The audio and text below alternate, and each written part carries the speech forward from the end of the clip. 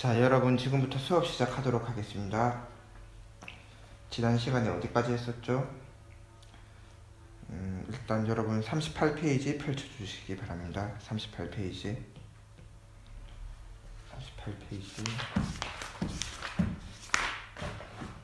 자, 지난 시간에 이거 다시 수업한다고 하고 마쳤던 것 같은데 그 전에 우리 배웠던 거 잠깐 복습 빠르게 하고 마치겠습니다. 마치는 게 아니라 계속 수업하겠습니다. 먼저 가계의 경제적 역할에 대해서 배워보았었는데 가계의 경제적 역할 두 가지 있었는데 뭐였죠? 보지 말고 이야기해 봅시다. 가계의 경제적 역할, 재화와 서비스에 뭐하는 사람? 소비자. 그러면 생산 요소에선 생산 요소 공급자인데 노동력을 가장 많이 공급한다. 그리고 토지와 자본도 역시 공급은 한다. 이 두 가지 배워보았었죠.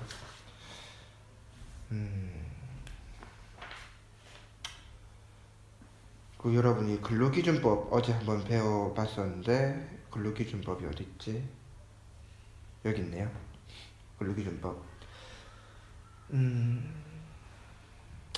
근로기준법 이거 중요합니다. 이게 노조, 내 줄이지 말고 노동조합이 행할 수 있는 노동조합을 만들 수 있는 권리, 노동조합에서 교섭한다, 협상한다, 단체 교섭을 할 권리, 그리고 단체로 행동할 권리, 분쟁, 투쟁 같은 겁니다.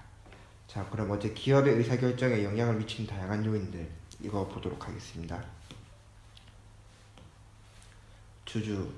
주주가 뭐죠, 여러분? 주식을 가진 사람. 일단 이거 다음 시간에 제대로 수업 이제 오프라인 계약하면 본격적으로 가르쳐 준다고 했었는데 그래도 간단하게 용어 설명만 말씀드리면 예를 들면 삼성전자, 여러분 선생님도 삼성전자 주주입니다. 무려 200주를 가지고 있죠. 아무튼 이거는 비밀이니까. 자, 삼성전자 주식이 예를 들면 1억 개가 있다고 1억 개인데 한 개에 지금 한 5만 원 정도 한다고 칩시다. 근데 만약 여러분들 부모님이 여러분들은 미성년자라서 증권 거래를 할 수 없습니다. 부모님 동의를 받으면 되는 걸로 알고는 있긴 한데 여러분들이 동의 없이 아마 거래를 못하는 걸로 알고 있습니다. 그래서 선생님도 대학교 가서 시작했죠. 부모님 허락을 안 해주셔가지고. 아무튼 삼성전자 주식이 1억 개가 있는데 1억 개를 다 가지면 여러분들이 삼성전자의 주인이 되는 겁니다, 여러분.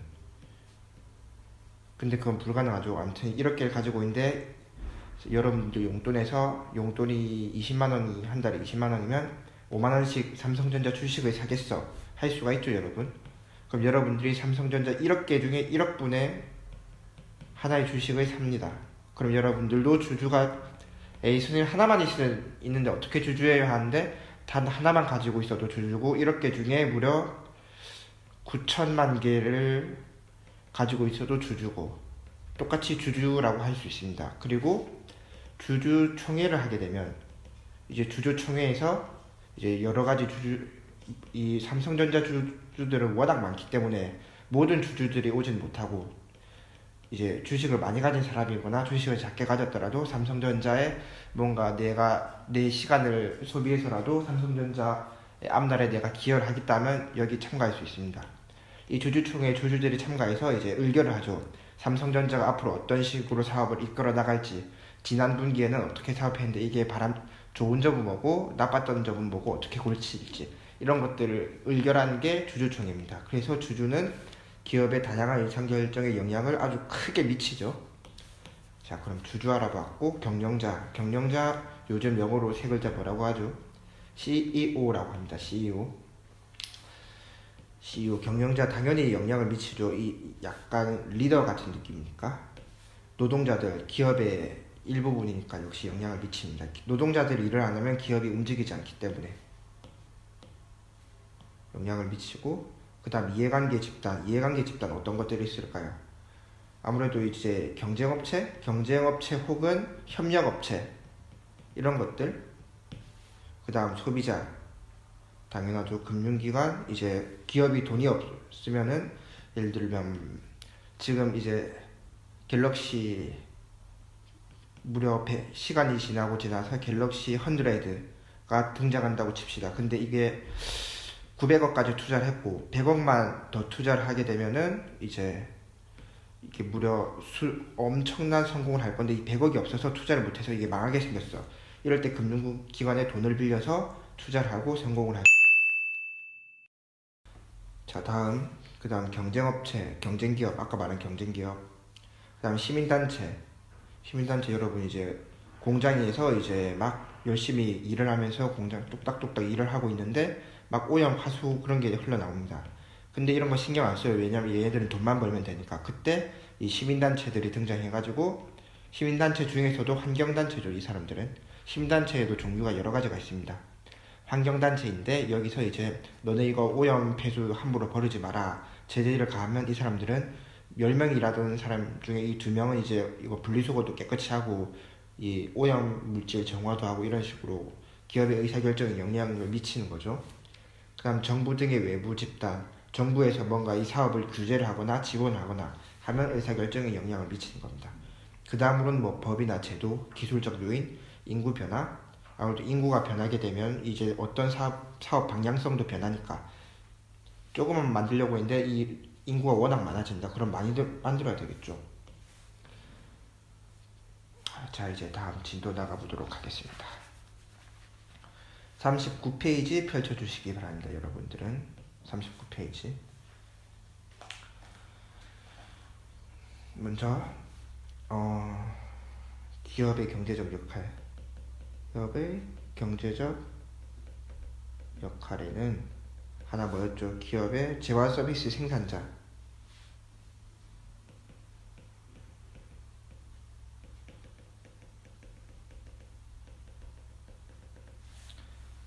그 다음 두 번째는 생산 요소의 수요자.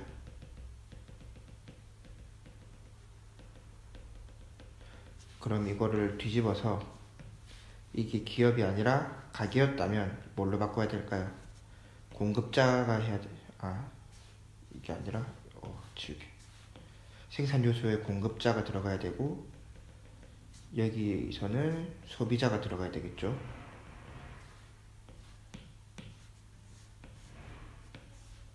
자, 보도록 하겠습니다. 생산 요소의 수요자. 시장 경제 체제에서 기업은 무엇을 얼마나 어떻게 누구를 위하여 생산할 것인지 자발적으로 결정한다. 기업이 자발적으로 결정한다. 그 다음 기업이 재화와 서비스를 생산하기 위해서는 노동, 자본, 토지 등과 같은 생산 요소가 필요한데 이러한 생산 요소는 주로 가게가 제공한다. 여기 말한 공급자, 생산 요소 공급자, 가게 이야기. 노동, 자본, 토지를 다 가게가 제공하는데 그 중에 노동을 제일 많이 제공한다. 기업은 생산 요소의 수요자로서 생산에 필요한 생산 요소를 가게로부터 제공받고 이에 대한 대가를 가게에 지불한다. 여러분 이게 뭐죠? 임금이죠. 임금. 또 노동에 대한 건 임금이고 자본에 대한 거는 이자, 토지에 대한 건 지대. 여러분 이런 거 다 외워야 됩니다. 자, 그러면 여기서 이 문장에서 알 수 있는 건 무엇일까요? 기업과 가게가 서로 수요자 공급자 입장에서 로서 유기적 관계를 맺고 있다. 맺는다. 유기적 관계가 뭐죠, 여러분? 유기적 관계? 유기적이다. 잠시 과학적인 얘기를 좀 하겠는데 유기체는 뭐죠, 여러분? 그럼 유기체. 여러분들은 유기체인가요, 아닌가요? 유기체죠. 살아서 움직인다는 뜻인데 여러분들이 살아서 움직이려면 뭐가 필요하죠? 뭐 숨을 쉬어야 되니까 입도 필요하고 그럼 숨이 들어가는 폐도 필요하고 또 이제 밥을 먹어야 되니까 또 입이 필요하고 밥을 입에 넣어야 되니까 손도 필요하고 그 다음 이제 눈 들어야 되니까 귀, 봐야 되니까 눈, 뭐 걸어 다녀야 되니까 발. 이런 뭐 생각해야 되니까 뇌 있나? 암튼 이 여러 가지 이 엄청 많은 것들이 있는데 이것들이 하나라도 빠지면은 살아서 움직이지 못하죠. 폐가 없으면 살아서 움직이지 못하고 손이 없으면 살아서 움직일 수는 있겠지만 그래도 정상적으로 생활하기는 힘들겠죠. 아무튼 이런 식으로 이 모든 것들이 다 연결되어 있고 하나라도 빠지면 제대로 움직여지지 않는다. 살아서 움직일 수 있다. 이런 걸 바로 유기적이다. 유기적 관계를 맺고 있다. 이렇게 말할 수 있습니다. 자, 다음. 이때 기업이 가게에 제공하는 임금이자 지대 여기 나오네요. 등과 같은 대가는 기업의 입장에서는 생산 과정에 들어가는 비용이지만 가게 입장에서는 주요 소득이 된다. 즉 가게에게 비용은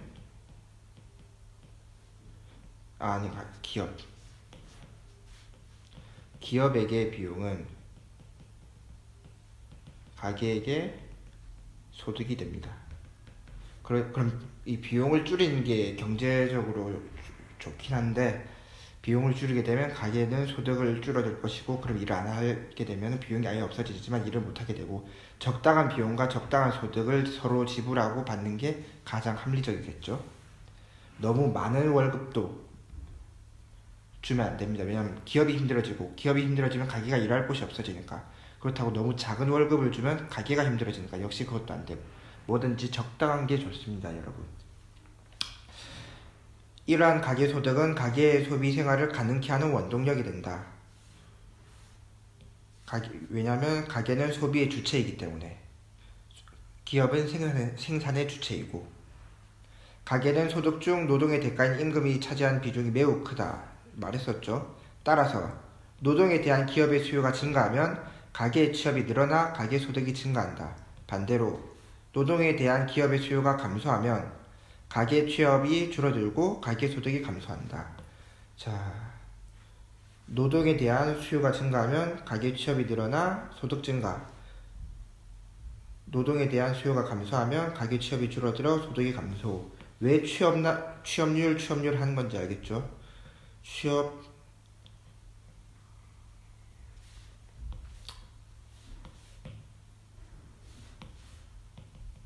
취업의 중요성. 그래서 뭐 고용률 뭐 이런 것들 아주 중요합니다. 근데 시험에 나올 만한 내용은 아니고 아무튼 이처럼 기업의 생산이 확대될수록 노동을 비롯한 생산 요소에 대한 수요가 증가하여 사회 전체의 고용과 소득이 늘어나고 국민의 생활 수준이 높아진다. 수요가 증가하면 이게 없고 이것만 증가하면 국민의 생활 수준이 높아진다 라고 볼 수 있겠죠. 한편 기업은 생산활동을 통해 얻은 이득 중 일부를 세금으로 납부한다. 세금은 빠지지가 않습니다. 언제나 세금으로 납부한다. 그리고 기업이 납부한 세금은 근데 이거는 가게도 납부를 하긴 하는데 그 비중이 기업이 워낙 큰 겁니다. 가게는 세금을 납부하지 않는다는 건 틀린 말입니다. 국가를 운영하거나 국민을 위한 사회보장 정책을 시행하는데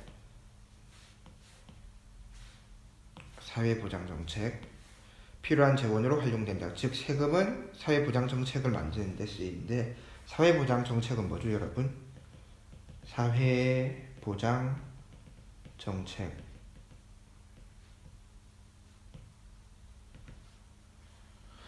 이거 선생님 불러주겠습니다. 이거 한동안 이제 문제풀이하고 이제 한다고 안 했었는데 이제 음성으로 안내하는 거 그거 꼭 필기해야 되는 필기 핵심 그거 있죠. 이거 지금부터 불러주는 게 필기에 정리되어 있어서 과제에 그게 적혀 있어야 과제물로 인정됩니다, 여러분. 사회보장 정책은 사회 구성원이 생활의 공공에 처하게 될 경우, 사회 구성원이 생활이 어렵게 될 경우, 사회 구성원이 생활이 어렵게 될 경우에 삶의 질을 향상시켜주기 위해서 사회 구성원의 생활이 어려워졌을 때 삶의 질을 향상시켜주기 위해서 공공의 재원으로 그 최저 생활을 보장해주는 정책이다. 공공의 재원으로 어떻게 한다? 그 최저 생활을 보장해주는 정책, 그 최저 생활을 보장해주는 정책, 즉 이 세금으로 이 사람들을 도와줄 우리가 낸 세금으로 이제 불쌍하고 힘든 사람들 좀 도와주는 거, 그게 사회보장 정책입니다. 공공의 재원이 꼭 이꼴 세금입니다. 기업에서 가게에서 이렇게 모은 세금들이 공공 재원이 되고, 이 공공 재원으로 최저 생활을 보장해주는 정책이 사회보장 정책입니다, 여러분. 이거 문장으로 필기 적혀 있어야 됩니다, 여러분. 자, 다음. 이렇듯 기업은 활발한 생산 활동을 통해 일자리를 창출하고 국민의 소득을 증가시켜 세금을 납부함으로써 국가 경제 활성화에 이바지 된다. 아주 이상적이죠. 기업이 활발하게 활동을 해야 사람들이 일자리를 많이 만들고, 아무래도 빵집 여러분들이 이제 고3 졸업하고 여기저기 막 알바를 할 건데, 기업이 활발한 생산 활동을 안 하면 뭐 작은 기업들 얘기해 보겠습니다. 뭐 빵집, 뭐 고깃집, 뭐 피자집, 뭐 커피숍, 또 옷가게 등등의 여러분들이 이제 고3 끝나고 대학 가기 전에 알바 경험을 쌓고 용돈도 벌고 해야 되는데, 기업이 생산 활동을 활발하게 안 하니까 일자리가 없습니다. 그냥 사장님이 다 일을 해요. 그러면 일자리가 줄어드는데, 그러면 줄어들게 되면 여러분들 다 국민이니까 국민 소득이 증가가 아니라 감소가 될 것이고, 그러면 세금도 적게 내겠죠. 원래 세금은 돈을 많이 벌면 많이 내고 적게 내면 적게 버는데, 아예 안 벌게 되니까 여러분들이 20살엔 세금 낼 기회가 거의 없지만 낸다고 치고 세금도 적게 내니까, 그럼 나라에 돈이 없고, 나라에 돈이 없으면 가난한 나라가 되고, 그러면 결국 선진국 반열에서 내려오고, 그럼 국격이 낮아지겠죠. 그게 아니라 이제 방금 말한 거 반대로 이 사장님들이 일을 많이 하려고 해서 알바자리를 한 고깃집에 10명씩 뽑는다. 사람들 다 일을 해요. 그러면 돈을 많이 버니까 그 돈으로 이제 옷도 사고 게임 현질도 하고 뭐 오토바이도 타고 하겠죠. 20살이니까. 그런 식으로 소비를 많이 하니까 소득이 증가하기 때문에, 그런 식으로 여러분들 다 물건 살 때 세금이 부과됩니다. 예를 들어 1,000원짜리 과자를 산다고 해도 이 중에 몇백 원은 세금으로 이미 정해진 금액입니다. 이 1,000원 중에 몇백 원은 세금이기 때문에, 여러분들이 저는 전기세도 안 내고 국민연금도 안 내는데 해도 편의점 가서 과자 하나 사 먹어도 여러분들은 일부분의 세금을 내는 거에 되는 겁니다. 그래서 그 세금으로 국가 경제 활성화 이바지 된다. 아까 말한 거 거꾸로 나라에 돈이 많아야 선진국에서 엄청난 선진국으로 발전하고, 점점 도로도 많이 닦고 막 큰 그 랜드마크도 건설하고 하면서 관광객도 유치하고, 그러면 우리나라가 점점 커지겠죠. 그렇게 국가 경제 활성화에 이바지한다. 그리고 이거 아주 중요한 거 보도록 하겠습니다. 자, 생산물 시장에 뭐가 있죠, 여러분? 재화와 서비스가 있습니다.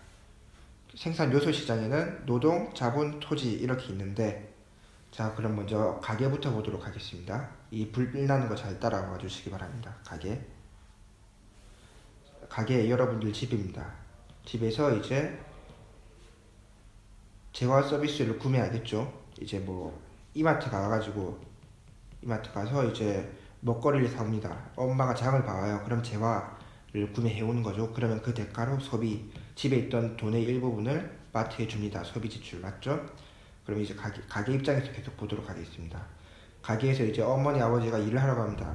일을 하러 가면은 이제 노동을 제공하는 거죠. 으쌰으쌰 일을 하러 가서 노동을 제공하고, 그러면 이 노동의 대가로 뭘 받죠? 월급, 임금을 받게 됩니다. 근데 비단 노동만 제공하는 게 아니라 자본, 토지도 제공하는데, 이거의 대가는 뭐죠? 자본의 대가는 이자, 토지의 대가는 지대입니다.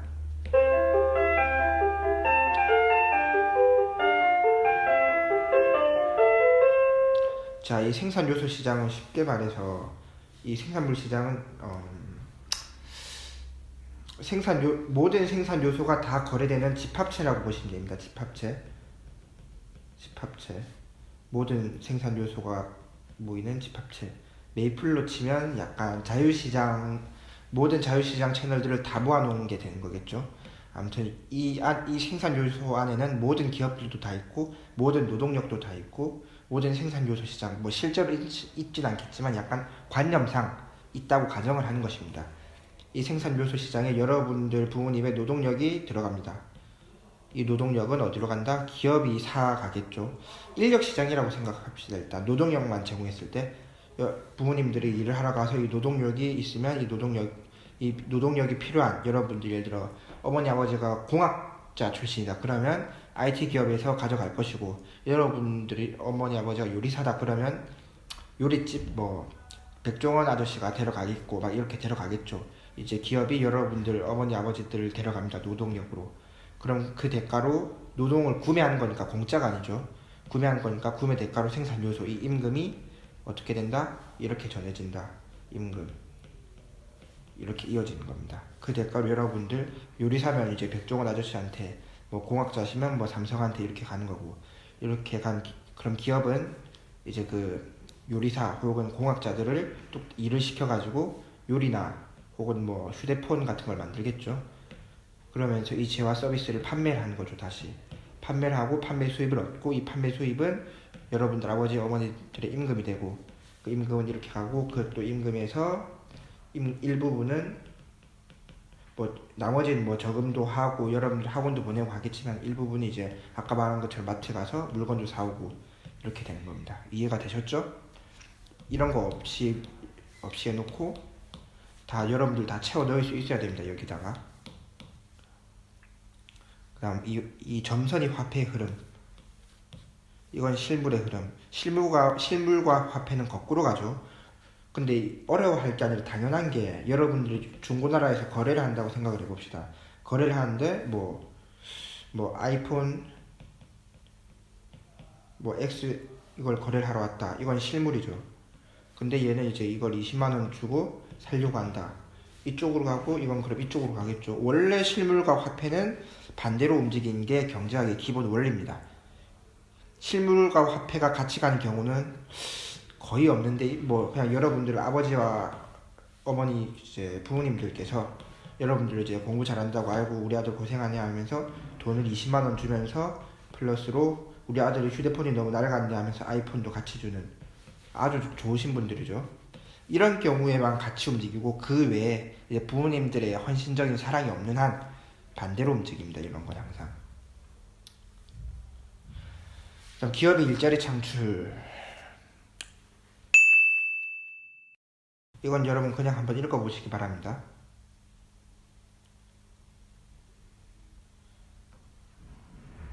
자, 다음 계속 보도록 하겠습니다. 기업의 이윤과 기업가 정신. 자, 기업가 정신 뭐죠? 일단 돌아가신 분, 스티브 잡스. 여러분 스티브 잡스 모르시는 분들은 없죠? 이 스티브 잡스가 기업가 정신의 대표적인 분인데 어떤 건지 한번 보도록 하겠습니다.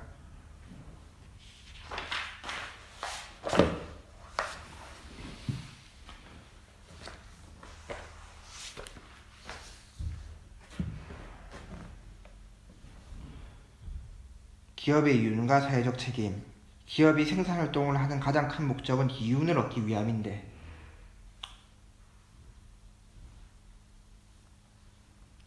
이 이윤에 대해서도 잠시 짚고 넘어가도록 하겠습니다. 이윤 중요하니까 좀 깨끗하게 쓰겠습니다.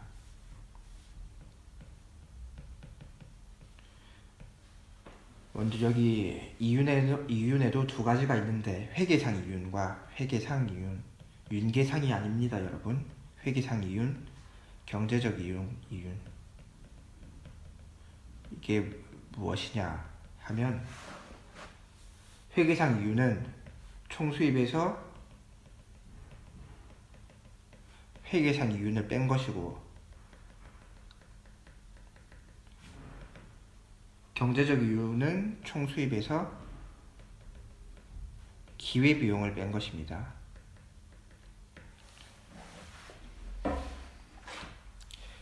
이건 다들 알고 계시죠? 저번 시간에 배웠으니까. 그럼 이 회계상 이윤은 무엇인지 한번 보도록 하겠습니다. 일단 먼저 총수입은 같은데, 회계상 이윤, 회계, 먼저 여러분 회계가 뭐죠? 회계하고 또 회계하면 그 다음 떠오르는 말, 회계하면 장부가 떠오르겠죠. 즉 장부상에 입력되는 이윤을 말하는데, 자, 먼저 경제적 이윤부터 보면은 이제 이 기회비용을 빼야 된다고 했었죠. 이 기회비용은 명시적과 암묵적 비용이 다 들어가 있는 건데, 근데 실제로 여러분이 이제 햄버거 다시 5,000원 가지고 햄버거를 하나 사 먹었는데, 이제 그럼 여러분들이 사 먹은 햄버거는 단순히 5,000원이 끝인가요? 여기서 5,000원은 명시적 비용이고, 암묵적 비용으로 햄버거 말고 사 먹을 수 있었던 것들에 대한 뭐 그 짜장면이 있었다고 합시다. 짜장면을 먹었을 거에 대한 비용까지, 그 편입까지 다 합친 게 기회비용인데, 회계상 근데 그렇다고 해서 여러분 정말 이제 햄버거를 사 먹고 집에 와서 이제 여러분들 그 가계부 용돈기 입장에 뭐라고 쓰나, 용돈기 입장에 뭐 여러분 전 재산이 10만 원이 있는데 그 중에 5,000원으로 뭐 맥도날드 햄버거를 사 먹었다. 그럼 남은 돈은 9만 5천 원이 되겠죠. 이렇게 써놓지. 5만 원 해놓고 5만 원 빼기 5천 원 그리고 괄호해가지고 플러스 짜장면을 먹었을 거에 대한 편익, 예를 들어 한 90점 정도의 편익, 이런 식으로 안 써놓죠. 이거만 써놓죠. 이게 회계상 이윤이라는 소리입니다. 즉 회계상에는 회계상 이윤만, 이 총수입에서 총수입이 10만 원인데 회계상 이윤 이윤 이런 식으로 써놓는 거, 이런 게 회계상 이윤이고, 근데 이게 경제적 이윤을 써라고 했으면 이거 기회비용까지 꼭 들어가야 되겠죠. 이런 차이가 있습니다. 이제 용돈기 입장이 아니라 기업 입장에서는 회계장부를 쓰는 것이고, 작게 이야기하면 용돈기 입장 정도가 되겠습니다. 자, 계속 가보도록 하겠습니다. 이윤을 얻기 위해서이다. 여기 나오네요. 기업은 총수입에서 총비용을 뺀 나머지를 말한다. 자, 그래서 이 두 가지, 좀 깊이 들어가면, 왜 이러지? 깊이 들어가면 이 두 가지인데, 이 이윤을 크게 보면은 기업이 총수입에서 총비용을 뺀 금액, 이걸 말하는 겁니다. 이윤을 얻는다는 것은 상품을 만들어 생산함으로써 얻는 돈이 상품을 생산하는 데 들어간 돈보다 많다는 것이다. 자, 다시 읽어보도록 하겠습니다. 이윤을 얻는다는 것은 이윤을 얻는다는 것은 상품을 만들어 판매한 돈이 상품을 생산하는 데 들어간 돈보다 많다는 것이다. 즉 판매한 돈이 비용보다 많아야 되죠.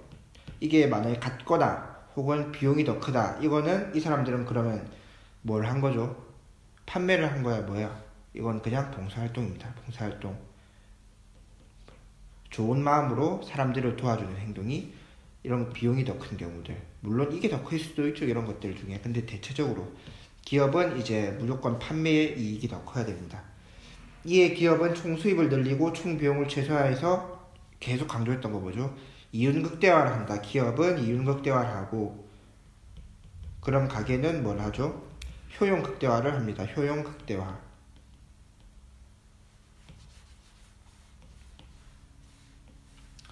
그런데 만약 기업이 생산활동에서 이윤만을 추구하게 된다면, 기업이 이윤 추구만을 중시할 경우 무분별한 자원개발, 환경오염 등과 같은 문제가 나타난다. 기업이 정말 이윤만 추구했으면 뭐 삼성 LG, 현대 대기업들이 이 굉장히 기부도 많이 하고 환원도 많이 하고, 이제 직원 복지도 막 신경 써주고, 직원들 뭐 자녀가 대학교 가면 등록금도 막 지원해주고 하죠. 그런 것들 안 하겠죠. 이윤만 정말 추구한다면. 따라서 기업은 이윤 추구라는 동시에 환경을 고려하고 소비자의 권익을 침해하지 않아야 하며 경제활동과 관련된 법률을 지키는 등의 노력을 해야 한다. 이와 같이 기업이 이윤 추구 외에도 사회에 긍정적인 영향을 미치는 책임 있는 활동을 해야 한다는 것을 바로 기업의 사회적 책임이라고 한다.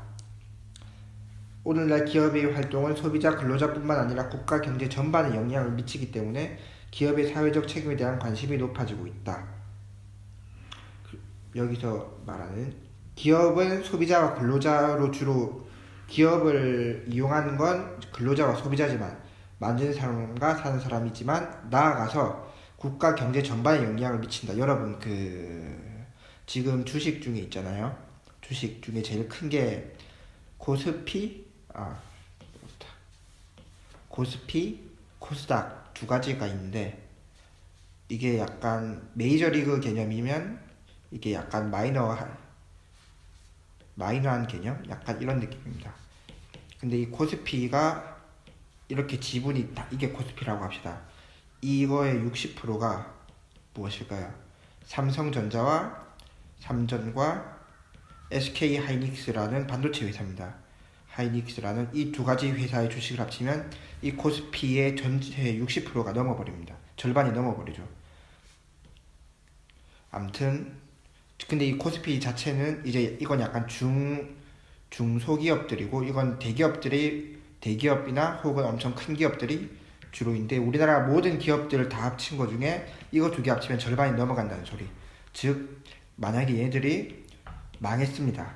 그러면 국가 경제 전반에 엄청 큰 영향을 미치겠죠.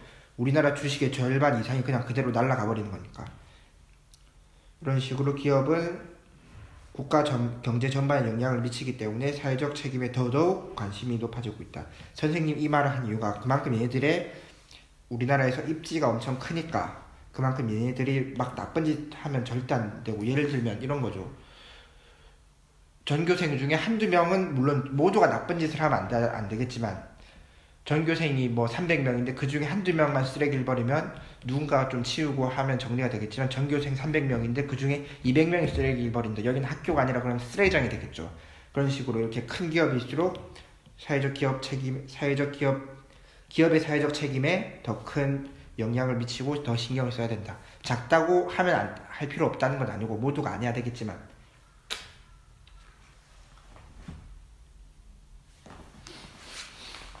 사회적 책임, 기업의 사회적 책임.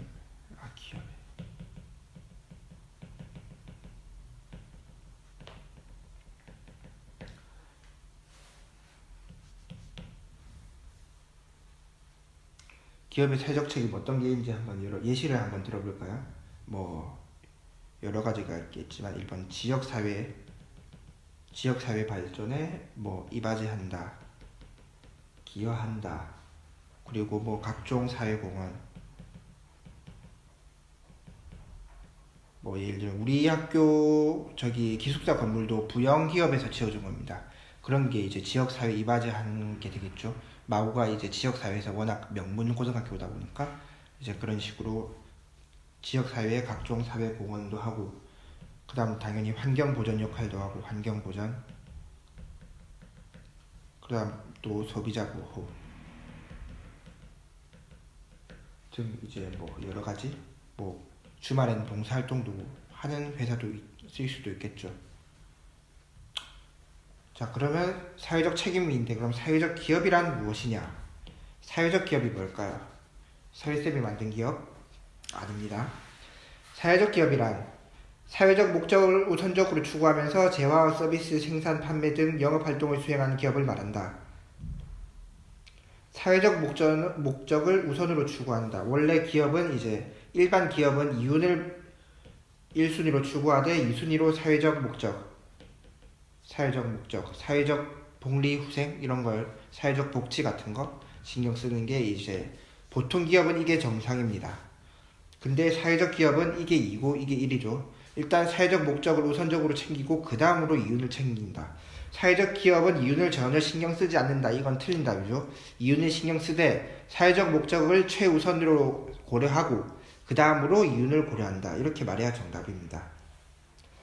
그 다음 취약계층에 사회 서비스 또는 일자리를 제공하고 지역 주민의 삶의 질을 높이는 등 사회적 목적을 추구하면서 재화 및 서비스 생산, 판매 등 영업활동을 하는 기업으로서 고용노동부 장관의 인정을 받은 기관으로 사회적 기업을 정의하고 있다. 여러분들이 그냥 동아리에서 이제 비누를 만들어 가지고 이제 불우이웃들을 도와준다. 그러면 사회적 기업이지 아니냐? 아니죠. 왜냐하면 방금 말한 것처럼 고용노동부 장관의 인증이 있어야 사회적 기업으로 인정해 줍니다.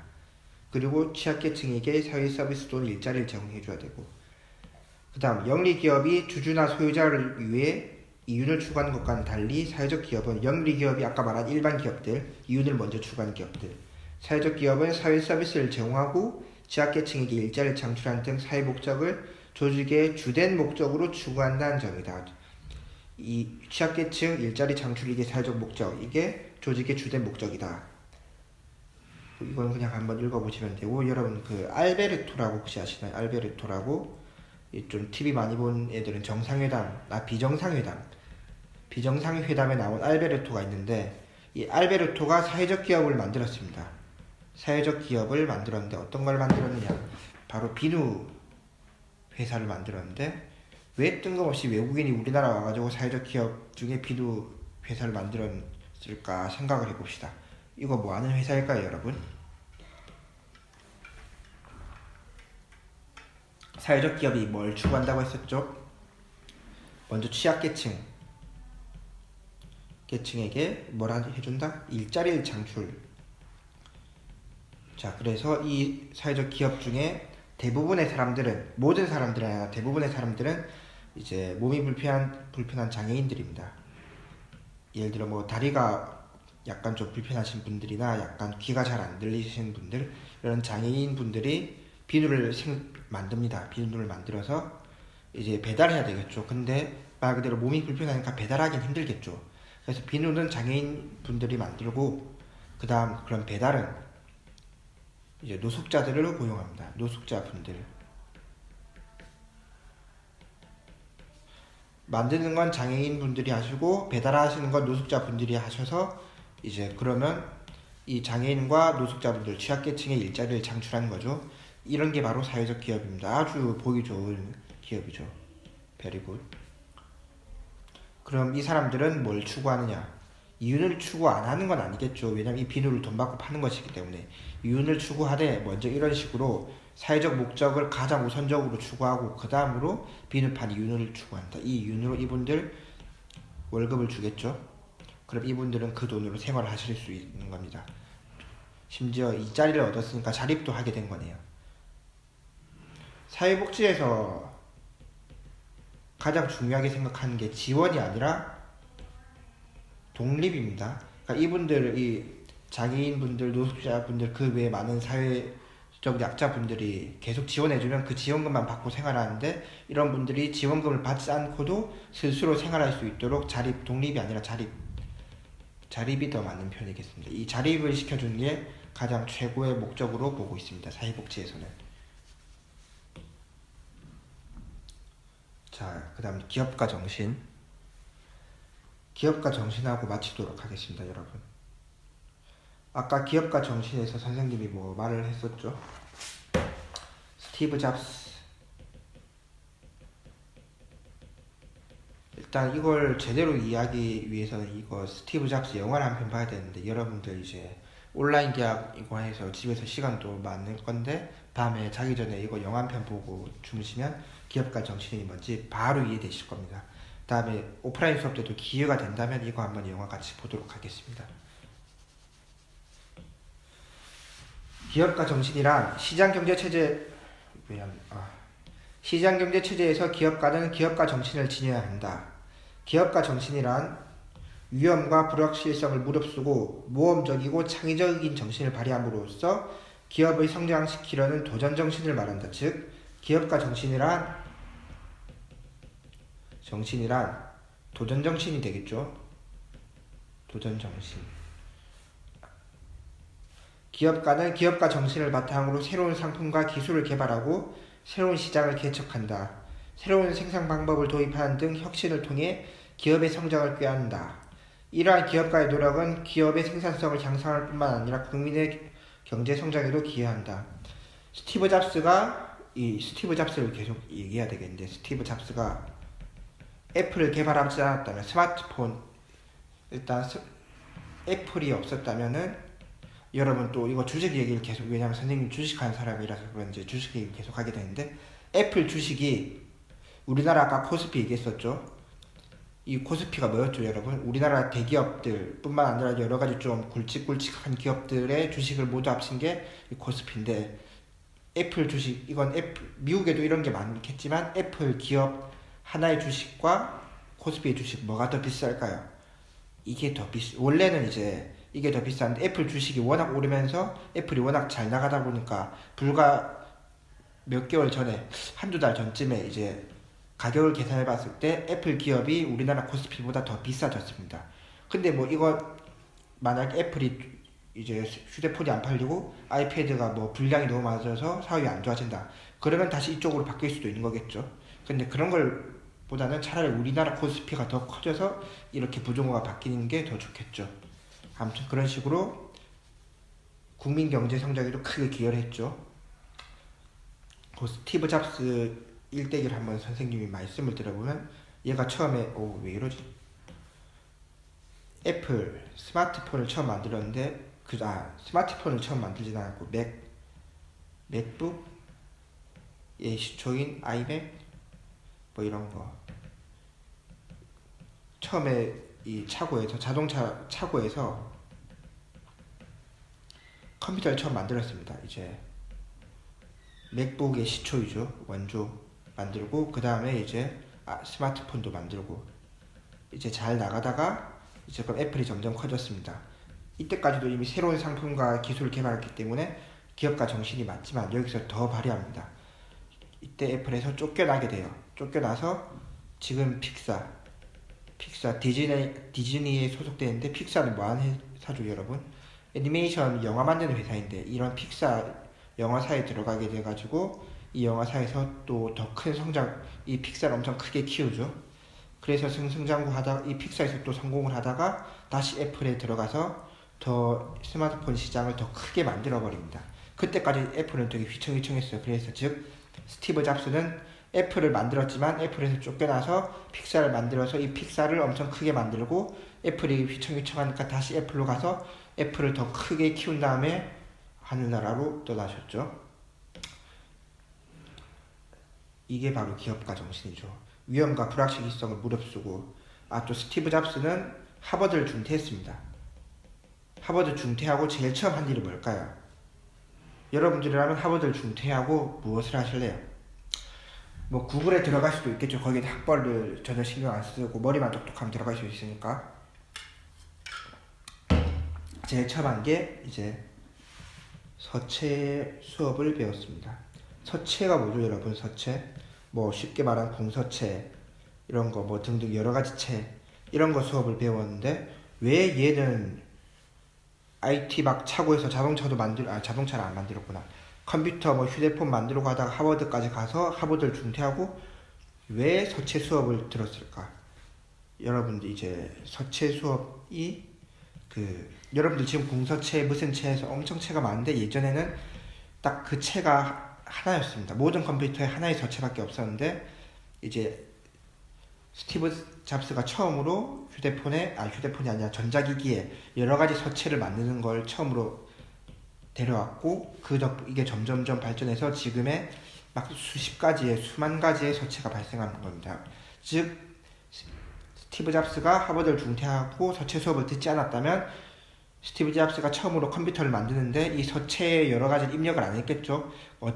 그러면 지금까지도 하나의 서체만 가지고 우리는 이제 전자기기를 대할 뻔했을 수도 있었습니다. 물론 그 중에 그 다음으로 다른 누군가 또 천재가 나와서 만들었을 수도 있었겠지만 아무튼 그런 식으로 이렇게 도전 정신이 있는 거죠. 하버드를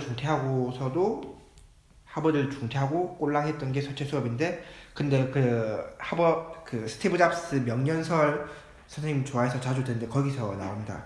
그때 이 서체 수업을 듣지 않았다면 지금의 휴대폰과 전자기기는 많이 바뀌었을 것이다. 나는 다시 돌아가도 이 서체 수업을 들을 것이고 이 서체 수업은 그만큼 이 되게 작은 부품과 되게 작고 사소해 보이지만 내가 휴대폰과 컴퓨터를 만드는데 정말 큰 기여를 했다고. 이 기계만 봐도 이 작은 나사 하나만 없더라도 기계가 어쩌면 정말 큰 역할을 하죠. 이 나사 하나가 그만큼 꼼꼼하고 대단하고 훌륭한 분이었는데 하늘나라로 가셔서 정말 마음이 아픕니다. 자, 콕콕 확인하기. 자, 경제의 주체인 기업은 재화와 서비스의 뭐다? 생산자이다. 생산자. 동시에 생산 요소의 소비자, 수요자이다.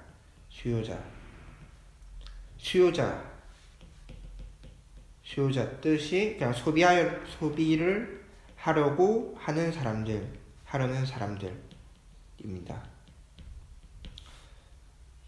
기업가는 기업을 성장시키려는 도전 정신인 뭘 지녀야 한다? 기업가 정신을 지녀야 한다.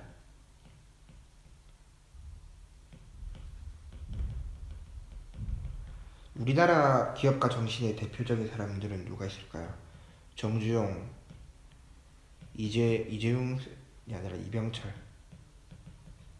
이재용 사장님도 훌륭하신 분이죠. 아무튼 이 정주영 이분이 뭘 만들었느냐? 현대자동차를 만들었는데 우리나라 60년대 차가 어디에 있었겠습니까? 그때 막 인력거까지는 아니더라도 주로 자전거 타고 다녔지. 차는 정말 진짜 어디 장관급 아니면 차는 거의 못 탔었는데 이제 정주영이 이제 우리나라도 국내에서 직접 차를 만들자 모두가 반대했습니다. 에이, 말도 안 되는 소리 하지 마라. 어떻게 만드냐 반대했었는데 이 대표적인 명언이 있습니다. 해봤어? 안 된다고 하기 전에 해봤어? 그 다음에 실수는 있어도 실패는 없는 거야. 이거 국제시장에도 나왔습니다. 국제시장에 약간 정주영 회장 님이 돌아가셨지만 이제 카메오로 다른 배우를 이제 섭외해서 이제 등장하는데 그때 하면 실수는 있어도 실패는 없는 거야. 차를 만드는데 여러 번 실수를 계속했어도 실패는 없는 거야. 여러 번 하면 되는 거니까. 그리고 해봤어는 이제 결국 현대차를 만들었죠. 우리나라 국내 생산합니다, 차가. 그리고 또 우리나라 지금은 좀 힘들지만 중공업이 우리나라에서 배를 만들겠다. 또 사람들이 막 얘기를 합니다. 아니 차도 못 만든 나라에서 배를 어떻게 만드냐 말도 안 되는 소리 하지 마라. 또 해봤어? 선박 만들어 봤어? 일단 만들고 얘기해. 만들다가 실수를 하면은 실수는 있어도 실패는 없는 거야 해서 차도 우리나라에서 만들고 이제 배도 우리나라에서 만들고 막 많이 만들었죠. 그렇게 국민 경제 성장에도 기여를 한다. 이런 게 바로 기업가 정신입니다, 여러분. 이것도 해야 되는데 혁신과 창조적 파괴. 이거 그럼 다음 시간에 이거 하고 이어서 하도록 하겠습니다. 오늘 수업 여기까지 하도록 하겠습니다. 여러분 수고 많으셨습니다.